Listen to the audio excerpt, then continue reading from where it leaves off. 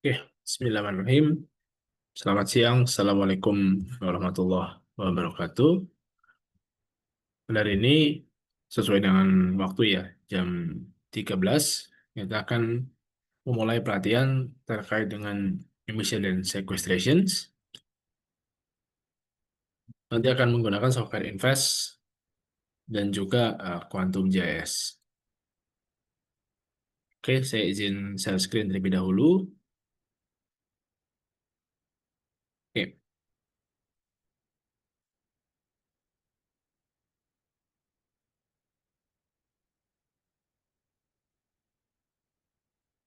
oke. Nah, di sini kita akan mengkaji kenapa kita ini penting mengkaji terkait dengan karbon. Sebenarnya kalau kita berbicara dari segi isu yang populer pada saat ini, tentu yang paling populer adalah isu terkait dengan climate change. Nah, termasuk di dalamnya adalah isu terkait dengan karbon. Nah, namun ada masalah lainnya atau ada alasan lainnya mengapa mengkaji karbon itu penting. Kita lihat di sini, ini adalah makanan yang biasa kita makan. Kita akan makan itu minimal ada tiga makronutrisi. Apa saja? Pertama ada protein, yang kedua ada lemak, dan yang ketiga ada karbohidrat. Di setiap makronutrisi tersebut tentu mengandung karbon. Jadi karbohidrat yang kita makan, khususnya nasi, itu karbonnya 44% dari total berat nasi. Ya. Kemudian protein yang kita makan itu total karbonnya 50-55%. Kemudian lemak yang kita makan itu sekitar 90%, 70-90%. Ya, kalau tidak salah seperti itu. Nah, sehingga berdasarkan fakta tersebut, karbon itu merupakan salah satu komponen yang masuk ke dalam tubuh kita. Fungsinya apa?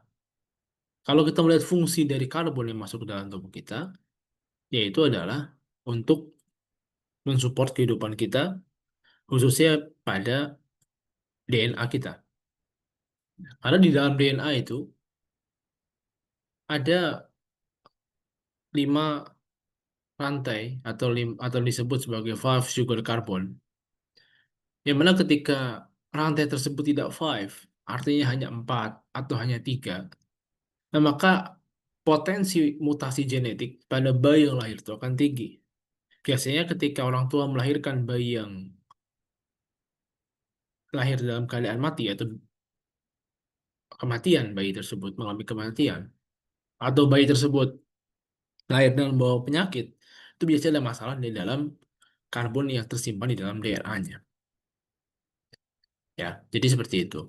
Nah, itu jadi pentingnya karbon itu. Nah, kemudian karbon itu diapakan dalam tubuh kita?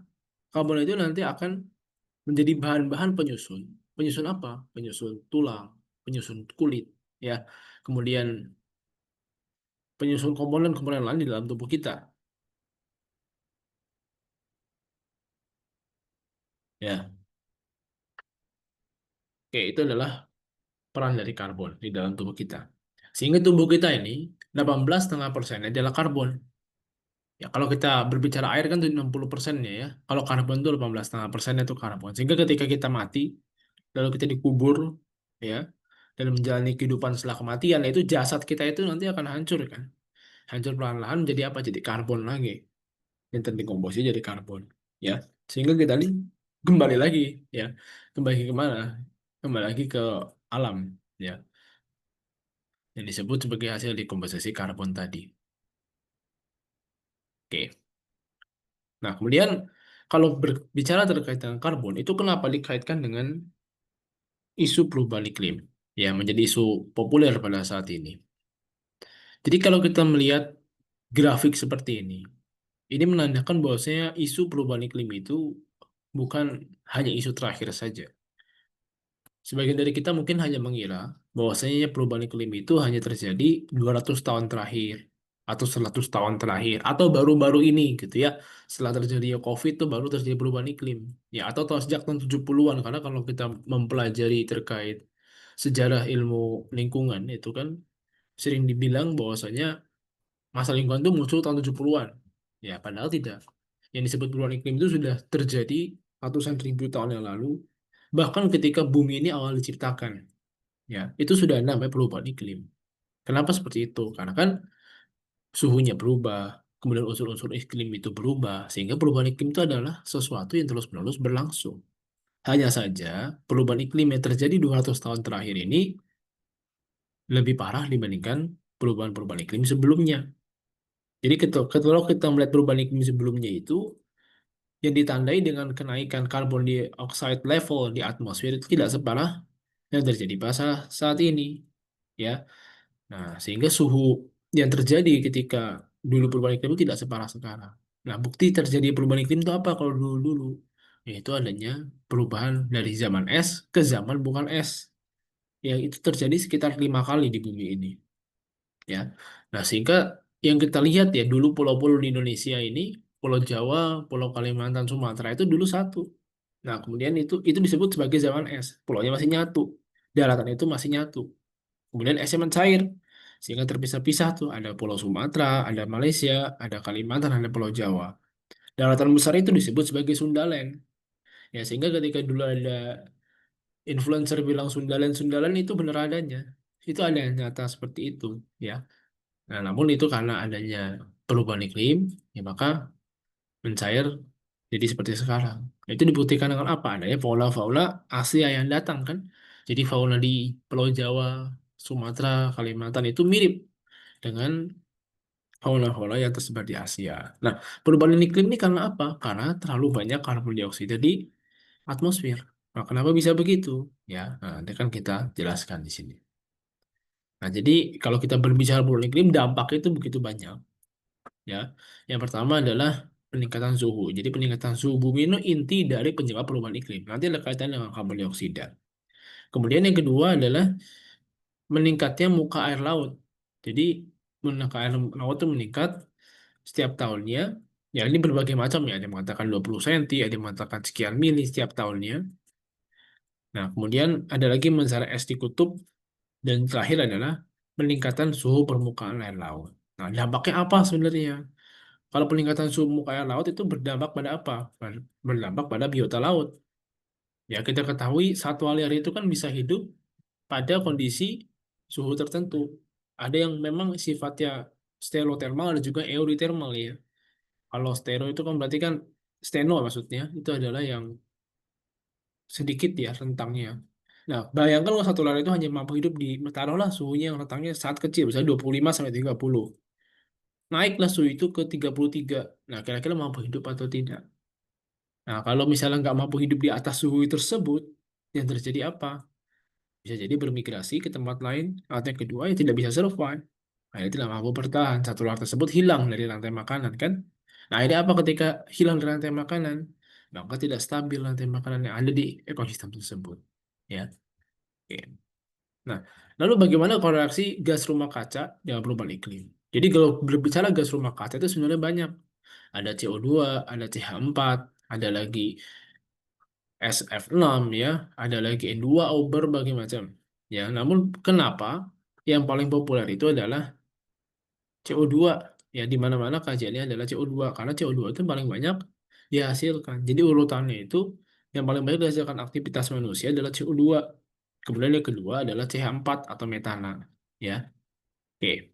Nah, sejarahnya begini. Jadi pada awal abad ke-19 adalah awal munculnya ilmu terkait perubahan iklim. Kenapa begitu? Karena munculnya masalah lingkungan, yaitu ditandai dengan adanya revolusi industri. Jadi pada tahun 1776 ditemukanlah mesin Watt oleh James Watt ya, atau kita sebut sebagai steam engine itu ditemukan oleh James Watt.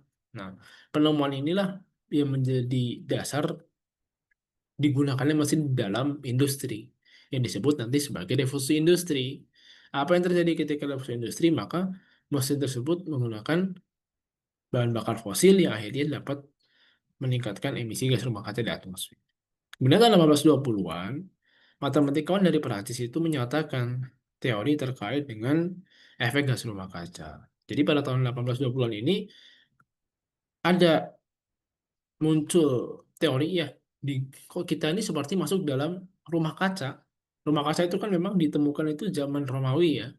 Itu sekitar tahun kelima atau berapa ya. Itu tahun zaman Romawi dulu.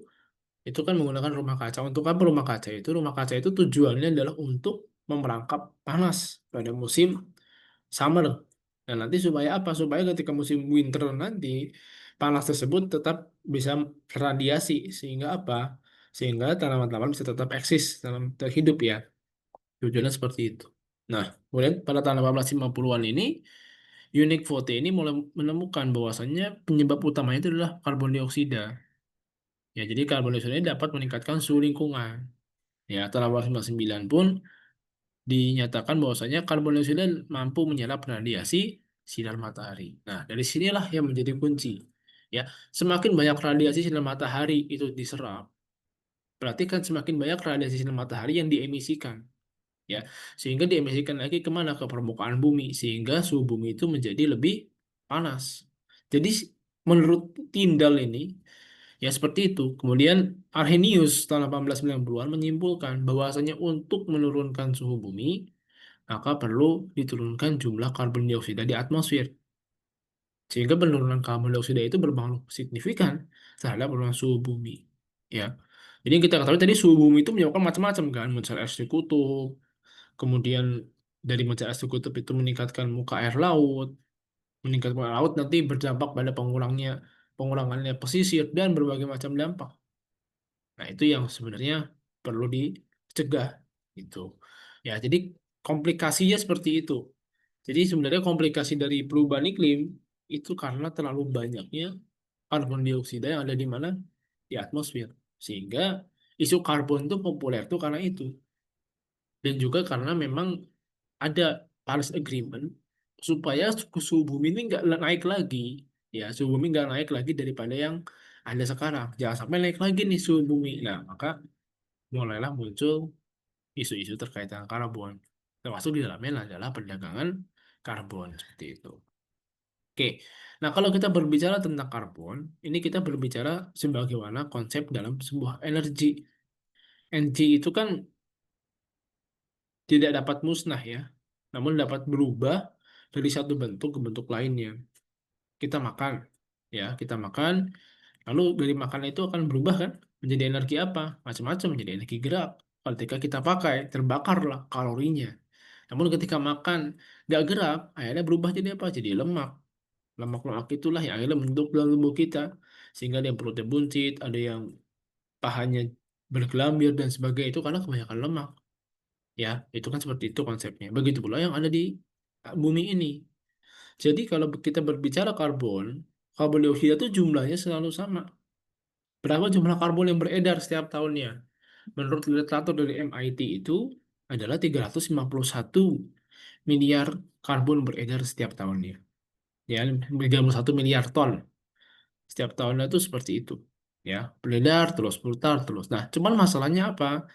Emisinya lebih banyak dibandingkan sekuestrasinya. Nah, itu akan kita kaji emisi sama sekuestrasi kita bandingkan itu. Ya. Nah, sehingga ketika emisi lebih banyak dibanding sekuestrasi, dampaknya apa? Ada dampak kepada global warming. Ya, nanti berdampak lagi kepada climate change. Seperti itu. Ya. Oke. Kalau kita berbicara di sini ada istilah carbon stock, carbon sequestration, dan carbon emissions. Apa bedanya? Jadi ibaratnya kalau carbon stock itu kita memiliki saving, memiliki tabungan. Ya, tabungan apapun itulah. Ya, kita nabung, nabung, nabung itu disebut carbon stock tuh. Nah, carbon stock tersimpan di mana saja. Itu bisa above, di atas, dan bisa di bawah, di below. Nah, kalau di atas ini bisa tersimpan di batang ya, di daun atau bisa sisa akar batang daun yang runtuh, yang jatuh ya, serasah itu kan masih menyimpan karbon stok. Nah, kalau yang ada di bawah ini biasa disebut nanti soil organic carbon ya, karbon tanah. Jadi karbon tanah ini merupakan ya sisa-sisa dari tanaman, hewan, bahkan manusia yang terkubur dalam waktu lama. Itu menjadi karbon lagi. Nah, biasanya kalau tanah gambut ini sangat tinggi karbonnya. Kenapa? Karena terbentuk dari dekomposisi sisa-sisa. Sisa-sisa tadi tumbuhan ya, kemudian berbagai macam bahan-bahan tadi berbeda dengan tanah mineral itu terbentuk dari kebanyakan dari batu ya dari sehingga ketika kita menggali tanah mineral itu pasti kan keras ya, ya batu itu formasinya. Kalau tanah gambut nggak lembut-lembut begitu. Kenapa? Karena kan ini banyak isi daun, kemudian banyak lagi isinya itu serasa ya. Itu adalah tanah gambut seperti itu. Nah, karbon stok itu bisa tinggi atau rendah itu kenapa? Pertama adalah penyebabnya faktor vegetasi. Berbeda vegetasi, maka akan berbeda kemampuan nanti dalam menyerap karbon. Kemudian jumlahnya, semakin banyak vegetasi, semakin tinggi karbon stok di daerah tersebut. Begitu pula kerapatannya. Ya. Adapun faktor lingkungan yang mempengaruhi karbon stok apa saja? Yang pertama adalah kadar air, suhu bulan, ya, suhu penyinaran matahari. Kenapa? Ini berpengaruh terhadap proses fotosintesis. Semakin sempurna proses fotosintesis, maka kan semakin sempurna karbon itu mampu di stok, mampu disimpan, ya. Oke. Kemudian ada istilah carbon sequestration. Jadi carbon sequestration itu adalah bagaimana karbon tersebut disimpan, diserap, ya. Kalau tadi disimpan ini diserap. Ini adalah dua hal yang berbeda. Simpan sama serap itu berbeda. Ya, ibaratnya kalau kita berbicara karbon stok tadi kita memiliki saving tabungan. Kalau sequestration itu kita memiliki gaji setiap bulan gaji kita berapa sih? Nah itu yang kita masukkan kita serap tuh. Dari serap itu nanti ada yang kita simpan kan? Nah seperti itu ya. Jadi kalau carbon sequestration itu kita berbicara adalah seberapa kemampuan ya dari formasi vegetasi atau vegetasi tersebut untuk menyerap karbon dari serapnya ya. Oke. Nah, ada lagi carbon emissions ya. Kalau emission itu menyatakan karbon dioksida yang berasal dari pembakaran bahan bakar fosil dan produksi semen. Oke, emisi ini meliputi karbon dioksida yang dihasilkan selama konsumsi bahan bakar padat, cair, dan gas. Jadi, emisi itu intinya adalah yang dibakar. Kita membakar apapun itu ada emisinya. Ya, selain dibakar apa? Yaitu yang terjadi dekomposisi. Nah, contoh misalnya gini, kita membuka lahan dari lahan hutan menjadi lahan non hutan. Ya, ketika perubahan lahan hutan menjadi non hutan, apa yang terjadi? Ya, maka di situ banyak terjadi interaksi antara karbon yang ada di bawah permukaan tanah dengan oksigen, sehingga mudah terjadi dekomposisi. Dari mana interaksinya? Nah, ketika dibuka lahan tersebut menjadi kering, kan? Nah, kering itu menyebabkan mudahnya interaksi antara oksigen dengan karbon yang ada di bawah tanah ya. Nah, atau bisa juga diinteraksi dengan mikroorganisme atau mikroba sehingga itu menyebabkan mudahnya terjadi emisi karbon di situ ya. Oke. Nah, ini kalau kita berbicara valuasi ekonomi lingkungan, nah ini kalau ini kaitannya dengan harga karbon ya. Kenapa karbon itu harganya kalau sekarang 30.000 ton ya 30.000 per ton maksudnya ya kenapa bisa seperti itu ya itu kan berarti adalah biaya yang diperlukan untuk merecover merecover apa merecover dari kerusakan yang disebabkan karena ya perbuatan manusia atau hal-hal lainnya yang mana itu tujuannya adalah untuk bagaimana mengembalikan vegetasi tadi mengembalikan karbon tadi menjadi sesuatu yang lebih utuh nah itu ya nah masalahnya karbon ini kan aslinya itu tidak memiliki nilai pasar ya berbeda dengan kita misalnya berbicara benda-benda yang memiliki nilai pasar misalnya mobil ya kemudian air mineral itu kan memiliki nilai pasar kalau karbon kan nggak ada ya nilai pasarnya ya nah itu maka muncul nilai segitu dari mana ya dari perhitungan yang sangat panjang biasanya sudah ada di regulasi-regulasi karbon harga sekian dan sekian itu tentu dengan di perhitungan itu cocok akan muncul ya harganya cocok atau tidak untuk merecovery karbon lagi gitu. Jadi memang kan tujuan dari proyek karbon itu adalah untuk merecover ya, merecover supaya karbon itu sesuai dengan target penurunan, sesuai dengan baseline yang dituju ya. Oke, seperti itu. Nah, kalau kita berbicara tentang ekonomi, ya ini tambahan aja sih ya. Ada non-use value dan use value. Ya kalau non-use itu the bequest, ya existence. Bequest itu nilai ekonomi yang diperoleh dari manfaat pelestarian ekosistem untuk kepentingan generasi masa depan. Artinya ketika kita melestarikan, taruhlah ya, kita melestarikan wilayah kita ya, daerah kita. Itu kan berarti sama saja kita ada investment masa depan ya. Nah, itu adalah non use value. Berarti dihitung tuh misalnya kita bicara karbon selama hutan kita eksis ini berapa nilai karbonnya. Tapi dihitung bertahun sampai ya taruhlah berapa tahun. Memang ada aturan sih kalau untuk pedagang karbon gitu ya. Apakah 5 tahun atau 10 tahun, ya itu ada expert sendiri yang akan membahas mengenai hal tersebut gitu ya. Nah, kemudian existent value ini nilai ekonomi yang diperoleh ketika kita menjaga sumber daya alam. Ya, kita menjaga pada saat ini ya. Kita menjaga misalnya hutan tadi yang mengandung banyak karbon ya kira-kira nilainya berapa totalnya. Ya. Kemudian use value adalah nilai manfaat sumber daya yang disimpan atau dipertahankan untuk tidak dieksploitasi sekarang. Jadi sekarang nggak kita eksploitasi. Ya, tapi kita eksploitasi kapan? Ya, suatu saat nanti. Ya. Jadi kita membandingkan ya, ini sama seperti kita misalnya investasi ya, investasi emas taruhlah ya. Nah, kenapa kita tahan emas sekarang ini, kita hold dulu, baru dijual 5 tahun, 10 tahun ya, itu karena kan baru tinggi itu manfaatnya nanti, sekian tahun ke depan. Nah, itu disebut sebagai option value. Nah, begitu pula dengan yang ada di lingkungan kan. Nah, misalnya lingkungan ini ya, taruhlah kita berbicara pemanenan ya. Nah, kita mau manen pohon ini di riap yang di diameter yang misalnya taruhlah baru 20 cm, atau kan nanti sajalah ketika sudah 50 atau 60 cm ya pasti kan kita akan menunggu sampai 50 sampai 60 cm kan. Kenapa? Karena kan lebih besar tentu panennya ya, jadi investasi jangka panjang ya, sekarangnya belum dapat gitu kan. Oke, nah ini pun kalau secara nggak langsung pun sama aja dengan kita menjaga lingkungan kan, semakin lama pohon itu eksis semakin lama karbon tersebut dapat di-keep atau dijaga. Nah, kemudian selanjutnya indirect use value, nilai yang diberikan atas manfaat fungsional sumber daya pada lingkungan atau masyarakat sekitar. Ya, jadi kita misalnya menjaga karbon tadi, nah kira-kira masyarakat dapat pekerjaannya nggak, dapat jobnya nggak? Ya kira-kira manfaatnya apa? Apakah masyarakat minimal lebih sejahtera dengan adanya proyek karbon? Ya, atau malah bagaimana? Nah, ini bisa dihitung kan? Atau apakah mereka lebih meningkat pengetahuannya? Nah, ini juga indirect use value. Dan direct use value, kalau direct itu berarti langsung. Ya, kita melihat kayu, kita tebang, kita panen langsung. Kita melihat pepohonan, ada buahnya kita ambil, nah itu disebut sebagai direct use value. Ya. Nah, adapun harga karbon ini memang berdasarkan referensi Ditjen Pajak ya. Ini kalau kita berbicara di harga pajak karbon adalah 30.000 per ton ya. Oke.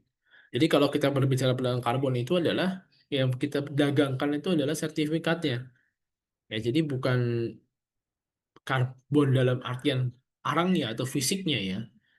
Karena kan memang saya pernah juga mendengar misalnya kenapa perusahaan yang mencemari karbon itu di US, di Amerika, namun perdagangannya di Indonesia. Nah, sebenarnya bukan fisiknya. Kalau fisiknya misalnya buka di US, mencemari di US ya pasti di US juga diserap oleh pepohonannya. Nah, namun masalahnya adalah jual beli sertifikatnya itu kan yang dinilai. Ya, ibaratnya kita telah mengemisikan karbon, kita mendanai proyek untuk penurunan karbon. Nah, itu kan ada sertifikatnya. Sertifikat itu dibeli oleh perusahaan. Ya, oke. Nah, ini contohnya ya pasar karbon, dan sebenarnya dihitung itu tidak hanya karbon, tapi gas rumah kaca lainnya. Ya, nah seperti itu. Jadi kalau kita berbicara perdagangan karbon itu yang dijual itu adalah apa? Yaitu adalah selisihnya, difference, stock difference ya. Ya, jadi perdagangan karbon itu yang kita kaji itu adalah prestasinya. Prestasi untuk mencapai target baseline. Misalnya begini, ya emisi karbon perusahaan kita 10.000. Nah, kemudian kita melakukan proyek supaya turun menjadi 5.000. Ya, atau menjadi 6.000 lah biar gampang ya. Ilustrasi. Nah, prestasi dari 10.000 ke 6.000 berapa selisihnya? 4.000. Nah, 4.000 itulah yang kita bayar jasanya. Ya, dikalikan dengan berapa jumlahnya? Dikalikan dengan harga karbon yang ada, 4.000 ton misalnya. Berarti satu tonnya 30.000. Berarti berapa yang dibayar kita? Misalnya kita sebagai pemilik hutannya oleh orang-orang atau pihak-pihak yang bekerja sama dalam perdagangan karbon. Nah, itu ya. Nah, itu adalah ya sekilas lah ya. Nah, lalu apa kaitannya sama invest ini? Nah, invest kan kita membahas bagaimana keadaan kondisi emisi atau sekuestrasi dari apa? Dari kejadian perubahan tutupan lahan. Ya, jadi kan perubahan tutupan lahan itu pasti mengubah kondisi jasa lingkungan yang ada di dalam ekosistem tertentu. Ya, jadi itu pasti mengubah ya, mengubah entah itu carbon emissions ya, waternya dan sebagainya. Nah, kita nanti akan menggunakan software Invest ya. Mungkin saya buka sedikit ya tentang Invest. Oke, jadi begini, ya kita nggak langsung praktek, saya kenalkan dulu maksudnya. Nah, ini software-nya. Nah, ini Integrated Valuation of Services ya. Ini dikeluarkan oleh Stanford. Nah, jadi kalau Bapak Ibu lihat, ini sebenarnya software untuk mengkuantifikasi jasa lingkungan, menilai jasa lingkungan. Jadi kan banyak jasa lingkungan itu ya. Jasa lingkungan itu apa sih? Jadi kalau kita berbicara jasa lingkungan itu adalah manfaat yang didapatkan dari ekosistem. Ya, contoh kan kalau kita berbicara dalam konsep ekonomi, ada istilah barang dan juga jasa. Ya, paling mudah contohnya begini. Kita mengetahui iPhone ya. Kenapa kita beli iPhone? Kalau dari segi barangnya, ya itu kan ya mungkin kita dapat barangnya, kemudian kita mungkin bisa pakai fitur-fiturnya ya. Nah, namun ada jasanya lagi yang lebih manfaat daripada sekedar barangnya apa? Yaitu kita prestis kita naik kan. Kemudian kita bisa menjadi lebih lebih mudah diterima circle. Nah, begitu kan. Nah, kenapa orang rela beli iPhone sampai ngutang-ngutang tuh supaya mudah diterima di dalam circle kan. Nah, itu jasanya tuh. Ya barangnya iPhone ya, kalau kita bandingkan kan iPhone sama Oppo sama apa, sama ya, sama-sama manfaatnya kan, sama-sama untuk nelpon dan sebagainya ya, atau untuk WA ya, meskipun ada perbedaan fiturnya di dalam processingnya ya. Nah, namun kan ada jasa yang nggak bisa didapatkan ketika kita hanya beli Samsung atau beli Oppo. Nah, itu adalah jasa lingkungan tuh. Nah, jadi jasa lingkungan misalnya hutan. Ya, kalau hutan sama sawit sama nggak? Ya sama fungsinya kan, sama-sama bisa menyimpan karbon. Tapi kan hutan bisa lebih banyak menyimpan karbonnya, kemudian bisa menyimpan cadangan air lebih banyak. Nah, itu contohnya. Nah, ini dihitung dalam invest tuh jasa lingkungan seperti itu. Macam-macam ya. Nah, pada saat ini nanti kita akan menghitung carbon storage dan sequestration. Nah, nanti di sini yang keluar apa? Yang keluar datanya adalah data sequestration dan juga emisi. Nah, itu akan kita komparasikan. Oke. Nah, baik, sebelum kita lanjut ke praktek, nah silakan kalau ada yang Bapak Ibu ingin tanyakan, saya persilahkan.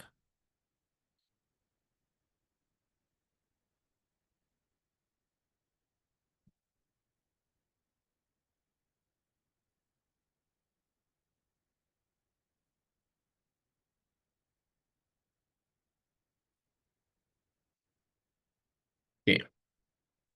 Jadi untuk software kita pakainya dua ya. Kita pakai Invest dan juga Quantum JS. Ya.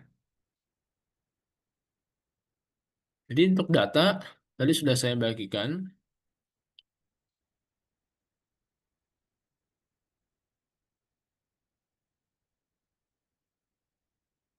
Nah, kenapa kita pakai dua software ini, nggak pakai yang lainnya?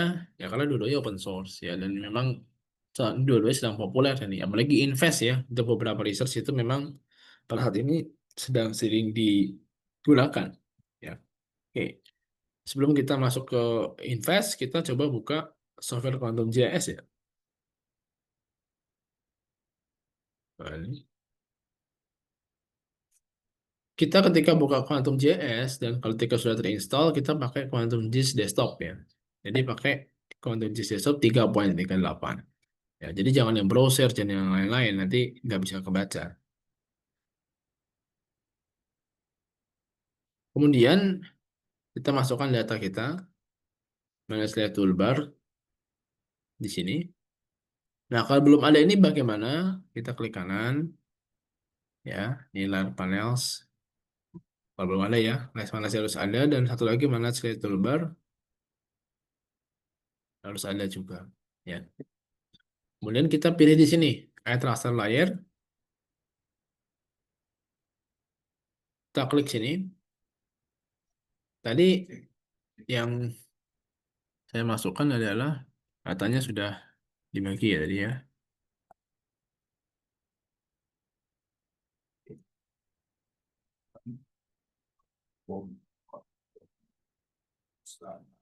Ya.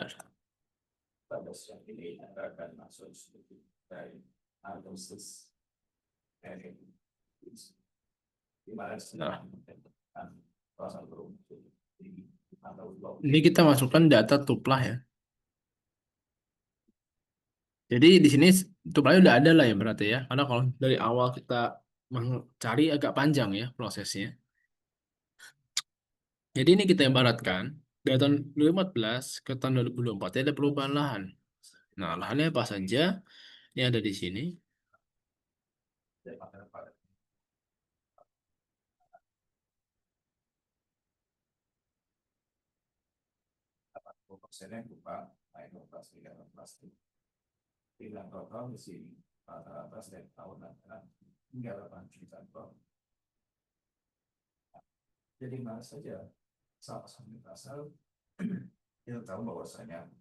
Nah, masalah.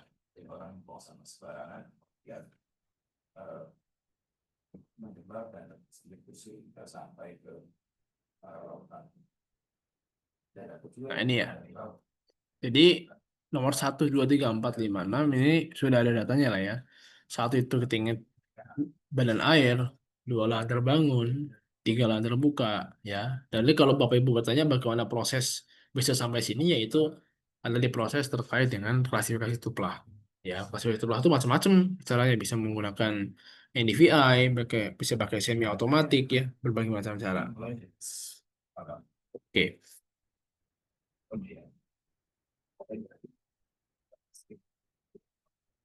kita coba masuk ke quantum JIS. Nah, yang harus diperhatikan di sini adalah kita melihat source-nya dulu. Ini harus dalam UTM ya. Kenapa? Karena kalau di quantum JIS itu, kalau nggak UTM itu nggak bisa masuk nanti ya di investnya. Nah, jadi ketika Bapak buka invest tadi dan carbon storage, ini kan diperlukan data LLC ya. Nah, ini harus dalam keadaan UTM. Nah, kalau nggak bisa, nanti akan ada X-nya begini nih. Ya. Oke. Nah, selanjutnya adalah kita masuk ke dalam nah, data karbon lahan.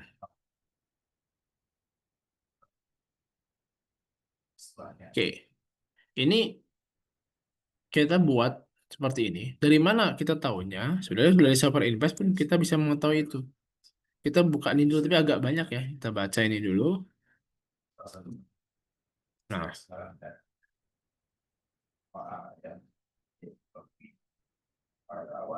nah ini kita ikuti aja format dari sini. Jadi LU kode itu kan kodenya tadi 1, 2, 3, 4, 5, 6 ya. Nah ini 1, 2, 3, 4, 5, 6. Kemudian tadi kan ingat nomor satu itu apa? Oh, ini kan di sini forest dan sebagainya. Kalau kita ingat menggunakan data yang sesuai dengan kita. Nah, kemudian si above-nya, kalau ini nol dan sebagainya, dari mana? Bisa dari referensi, bisa juga kita ambil data dari lapangan. Ya, oke. Kemudian ini kenapa di nolin? Nol itu berarti nggak ada datanya atau memang nol. Jadi ketika kita nggak ada data, kita nolin. Ya, dan ketika memang data nol, nolin juga. Jadi jangan sampai datanya kosong seperti ini. Nah, kalau seperti ini nanti error di dalam invest. Nah, kalau sini saya menggunakan data dari KLHK ya. Ini Bapak Ibu bisa, ini udah di-share juga sih kalau nggak salah di sini.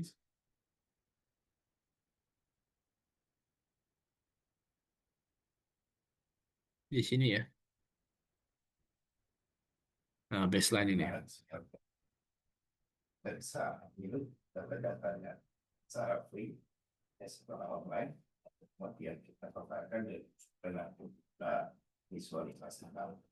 nah,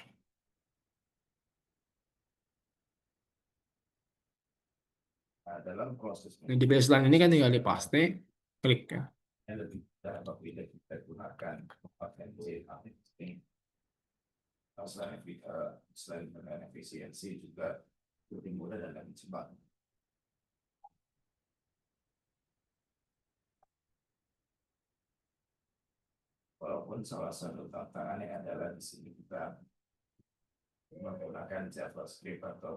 Oke.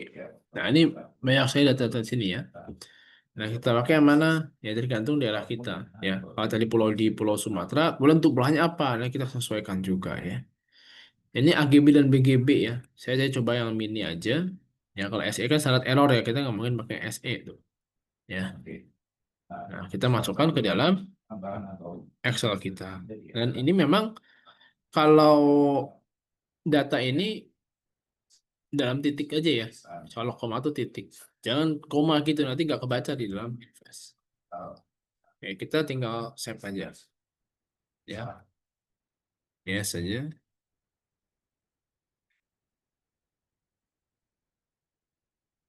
Oke, kalau sudah kita coba ke invest lagi. Ya, kemudian kita tinggal ke workspace directory. Kita buka.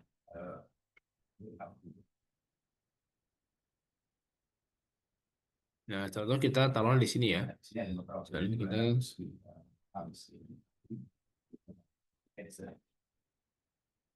nah ini kita klik. Jadi kita buat satu file, select folder, tulis di sini misalnya karbon.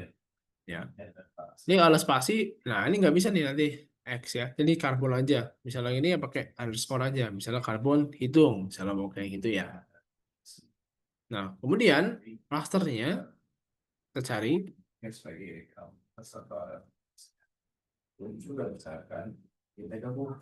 ini Tuplah 2014.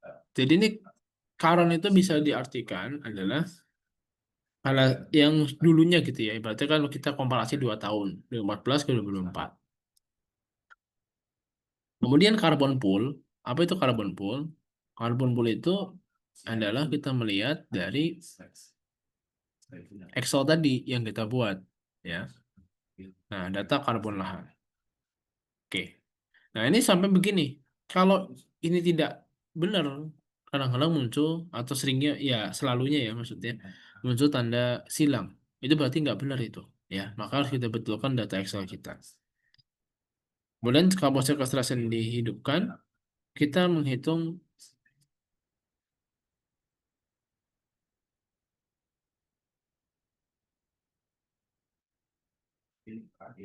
lahan tahun selanjutnya ya. Tuplah tadi 2024. Nah, ini ketika kita memiliki di skenario silakan ya misalnya kita memiliki peta itu, kalau tidak ya kita skip aja. Nah, kemudian kita run valuation model. Nah, ini tahun 2014, tahun 2024. Nah, harga karbonnya berapa? Misalnya 30.000. Ya, ini kalau misalnya mata uang apapun ya, mau dolar, mau rupiah, apa-apa jangan diganti. Misalnya jangan tulis RP atau USD, nggak usah. Ya. Kemudian misalnya annual market rate discount kita, misalnya 0,06, ya ini 0, misalnya sama aja ya, 0,05 oh salah. Tinggal kita nanti.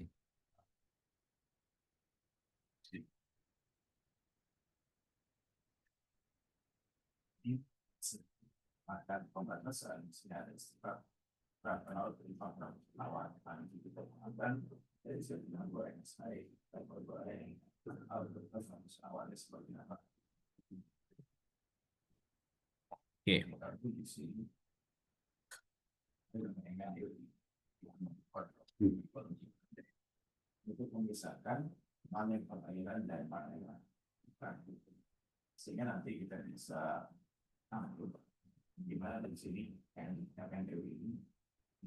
Oke, kalau sudah kita bisa open workspace. Nah, ini data kita sudah jadi. Oke, kita bisa pindah ke quantum gist lagi. Nah, kita bisa masukkan ya, add data. Hasilnya ini kan,